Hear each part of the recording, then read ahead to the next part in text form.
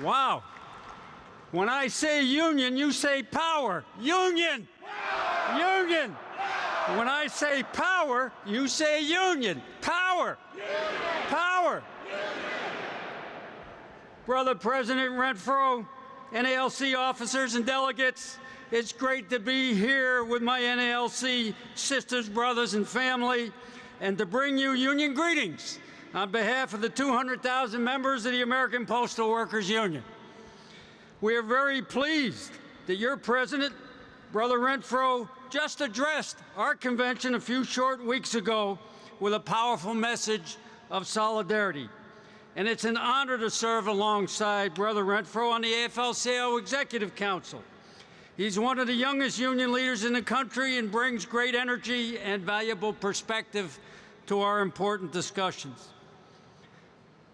I salute all of you, frontline fighters.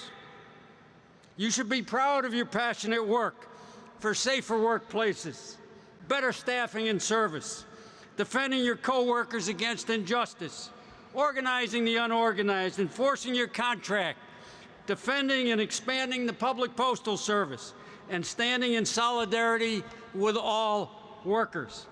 When I look at this grand meeting, I see a rainbow of delegates from all walks of life, united on our common struggle for justice, and we wish you a productive convention that strengthens the fighting capacity of the NALC and the working class in general.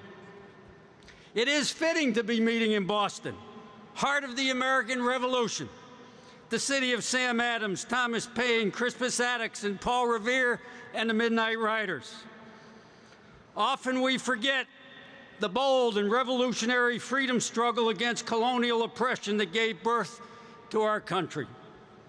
Such history encourages us for the needed battles ahead, battles that will take militancy and determination.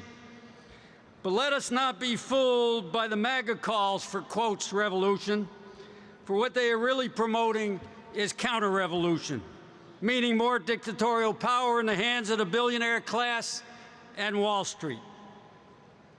The times you and we just met in at our convention are both dangerous and promising.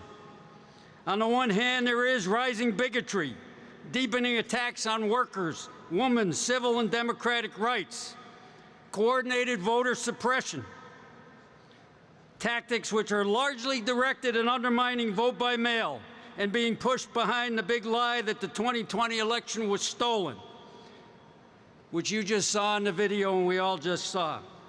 We're facing a reactionary and deeply corrupt Supreme Court, including the outrageous recent ruling that places a president above the law.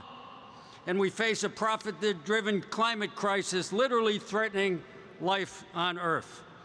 Our tax dollars and weapons are shamefully being used to unleash war crimes against the innocent men, women, and children of Gaza. The current threat of fascist dictatorship, and with it the crushing of the labor movement, is very real, as witnessed by the despicable coup attempt of January 6th. They didn't succeed that day, but they have not stopped their plotting to strip us of our rights. The right-wing Heritage Foundation, which for decades has promoted and called for the privatization of the public postal service, is now promoting Project 2025. And if you haven't heard of it and studied it, please pay attention, for it is a blueprint for a dictatorship and targeting the rights and union organizations of working people if Trump is elected. Corporate power consistently tilts the scales to favor billionaires at the expense of all of us. Just think about this. The 3 wealthiest U.S. individuals have a combined wealth exceeding the bottom half of the population, some 160 million people. The bloated military-industrial complex enriches Wall Street at the expense of the people's needs. But while we have much work ahead of us and much troubles ahead of us, let's also take stock that workers are on the march and rising in the face of these crises, drawing lessons from the pandemic and their own life experience. It is indeed we the workers versus the bosses, It is indeed Wall Street versus Main Street. Is it indeed labor versus capital? Support for unions is at its highest point in decades and the highest amongst young workers, a very promising sign. We have seen significant union organizing successes in many workers, delivery, auto, warehouse, hotel, railroad, actors, retail, grocery, healthcare, and education, and more, ready and willing to withhold their labor to get what they deserve as the workers who create all the wealth. These struggles remind us of the 1970 historic and militant postal strike, when those who came before us engaged in an unlawful and victorious strike and won a much better life for themselves and those postal workers, all of us here, who have followed. But let's remember, in that courageous moment, workers from our various crafts and unions stood together, which was vital for that victory. And the APWU today deeply values our continuing fraternal relationship.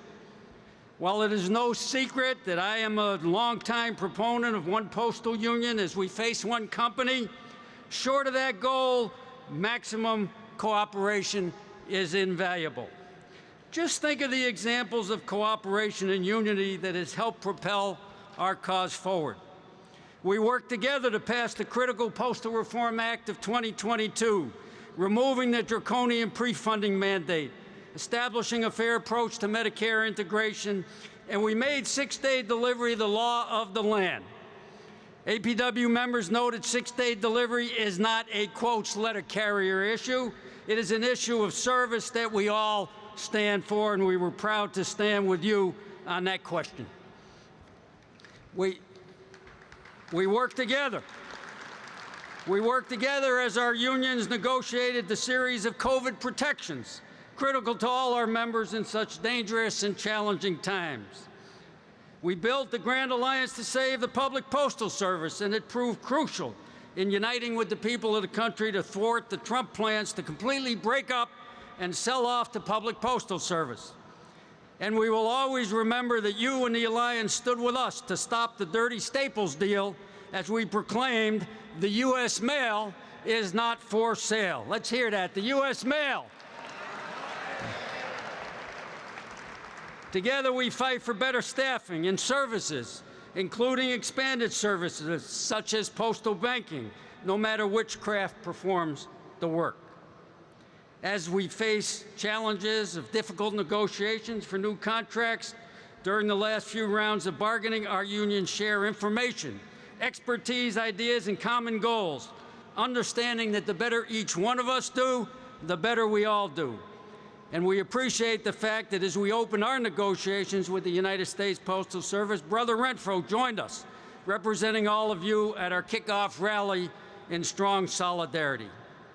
We're united in promoting vote by mail as part of defending and expanding the hard-won democratic right to vote. We continue to work together on both the Joint Union Management, national and local election mail task forces to ensure that vote by mail is successful as we proudly give tens of millions of people, just like we did in 2020, tens of millions of people access to the ballot box as part of our civic duty. And following your lead, the APWU recently established our own Leadership Institute, and we're so grateful that Brother Renfro and his staff have been very helpful in sharing your experiences and approaches as our unions both work to strengthen our leadership development.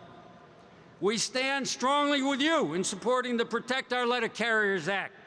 The fight to protect letter carriers and all postal workers from robberies, assaults, and even cold-blooded murder is critical to all our members.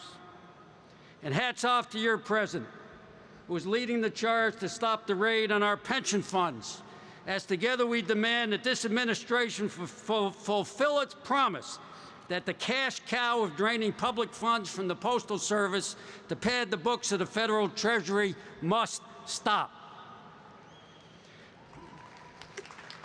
And there is no doubt, that both our unions are being challenged by the double-edged sword of management's network modernization plan. We both recognize that the mail mix has profoundly and permanently changed due to the rapid advance of computerized internet-based revolution. And we accept needed change to an outdated network.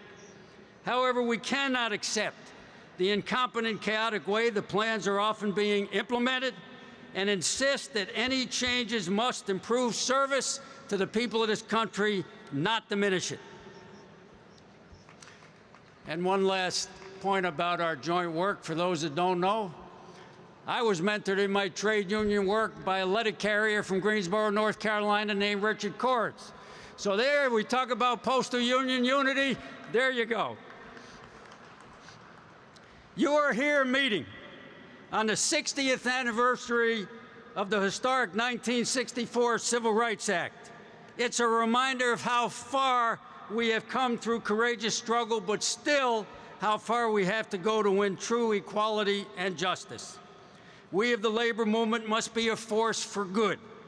Let us counter bigotry, immigrant bashing, and white supremacy with unity, for division is the game of the bosses. We must up the fight to defend and expand voting rights and compel the federal government to stop hiding behind the anti-democratic filibuster rules and pass voting rights legislation to reverse the new wave of voter suppression. We must stand behind the right to protest, as our movement was founded on protest. We must stand with all workers who are organizing, standing up, rallying, and striking for a better life. And regardless of our personal political beliefs, we must unite as small d democratic and fair-minded folks and reject wannabe dictators as part of defending our union and workers' rights, and ensure that our cherished democratic rights will not die on our watch.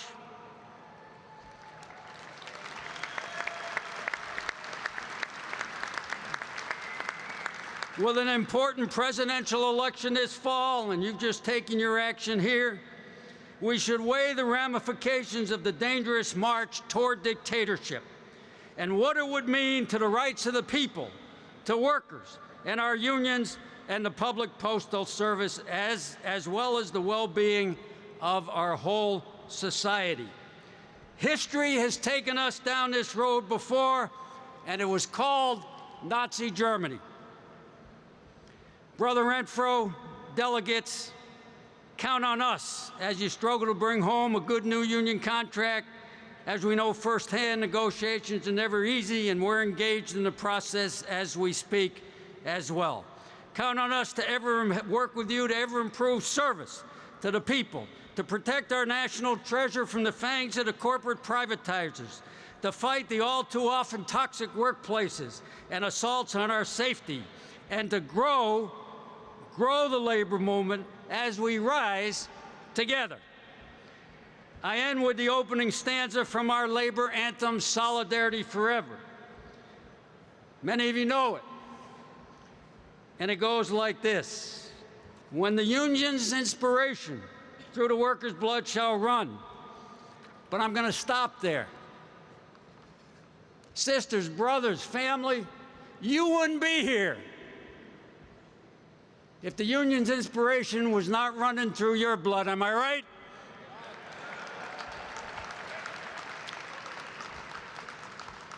Think about these young Starbucks workers stepping up and saying, we need a voice at work, we need a union too. Think about these Amazon workers in our industry, facing one of the most powerful, brutal anti-union companies that the world has ever seen, stepping up from Alabama to New York. We're involved in a big campaign in Detroit, stepping up and saying, we need a union, we need a voice. The railroad workers who had no paid sick leave, stepping up ready to strike. The rug was pulled out of them. It shouldn't have been, but they were ready to take on these corporate bosses and fight not just for their own safety, but for the safety of the people of this country. Think about the Delta airline workers who are now engaged in a massive union organizing campaign. The SAG-AFTRA workers, 160,000 strong on strike in a tough 5-month strike to defend their work, to defend their identity in the face of AI, and they were victorious. Our brothers and sisters, the UPS Teamsters, stepping up against a powerful powerful and profitable company in our same industry, taking them right to the mat and getting good contracts. And then we come to the auto workers, our UAW family. Years and years of concessions from the auto bailout.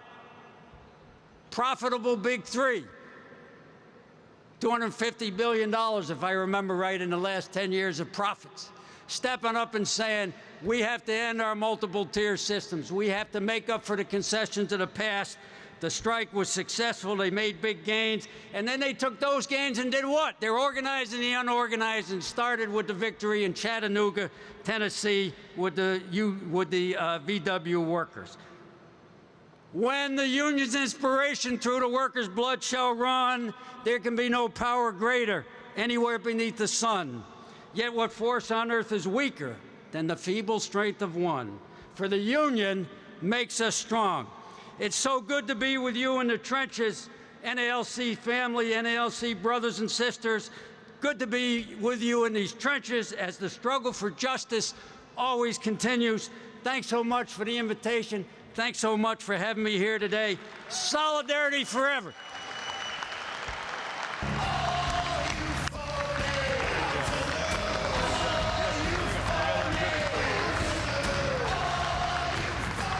Good our very original cheer,